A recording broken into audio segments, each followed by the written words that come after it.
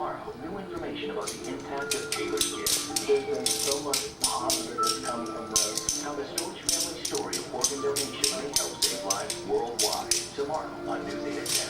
We were hiking and he just fell. Is your father allergic to any medication? I don't know. Is he currently taking any medication? I don't know. I'm just visiting. Has he got any past recently? I don't know. Are you with us? What's your name? Your mental status? Yep. Who's a cardiologist? No, we don't talk about stuff like that.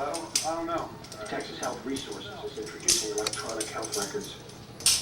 Now your records can speak for you, even when you can't. It's how we're making healthcare human again.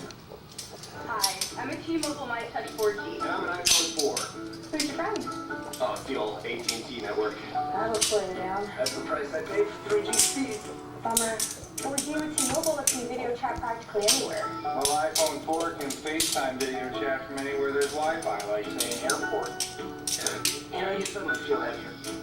The new T-Mobile My Touch 4G. Video chat without needing Wi-Fi. Stop. America's